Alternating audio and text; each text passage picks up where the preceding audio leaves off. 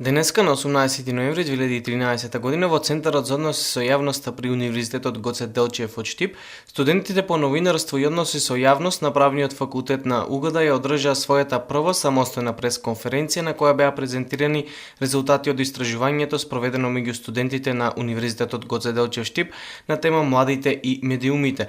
Истражувањето се реализираше во септември 2013 година кога беше спроведена анкета меѓу студентите на УГД во која беа опфатени 280 студенти на возраст од 19 до 22 години, од кои 160 од женски пол и 120 студенти од машки пол.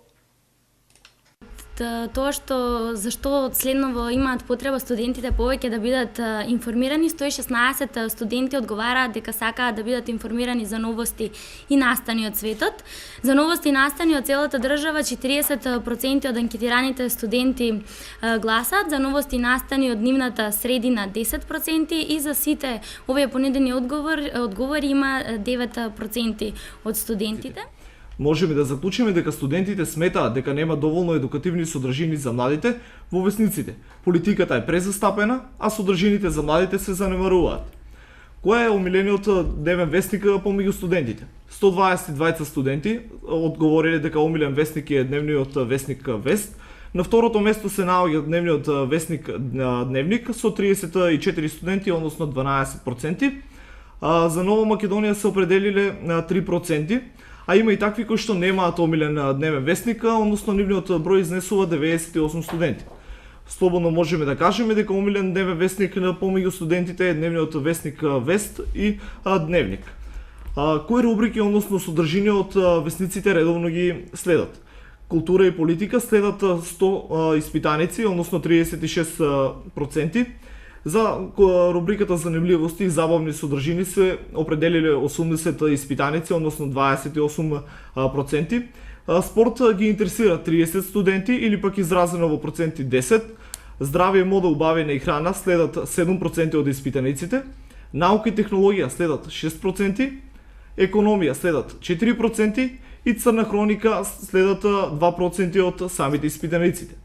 Оваа пресконференција, како истражувањата што ги спроведуваат студентите по новинарство и односи со јавноста, се дел од проектот Студентите истражуваат за студентите, кој се состои од практична работа поврзана со стручните предмети од областа на новинарството и односите со јавноста. Во рамките на проектот, под менторство на доцент доктор Сузана Џамтовска-Здравковска, се спроведуваат истражувања меѓу студентите со цел да се слушне нивниот став и мислење за теми и области од општествениот живот, но претежно поврзани со новинарството, медиумите, односите со јавноста и комуникациите.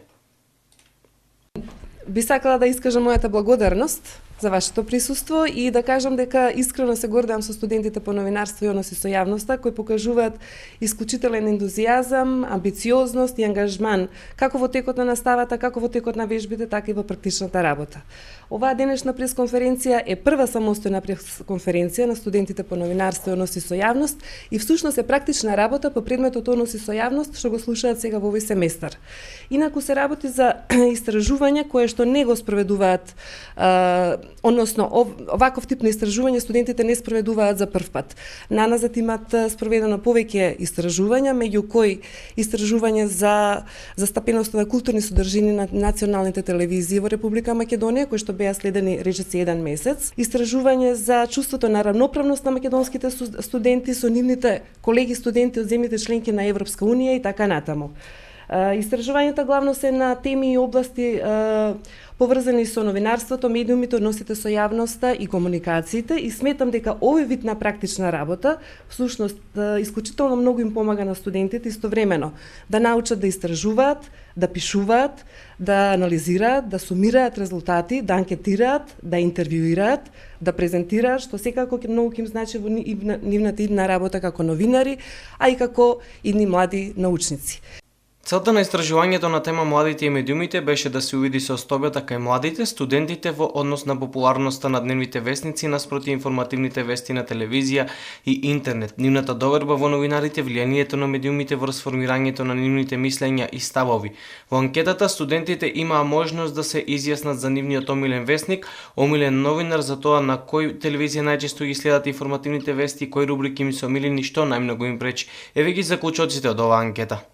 Согласно направената анкета меѓу студентите, дојдовме до следните заклучоци. Најголем дел од студентите читаат дневни весници, сметаат дека нема доволно едукативни содржини во весниците. Посочуваат дека политиката е презастапена, а содржините за младите се занемаруваат.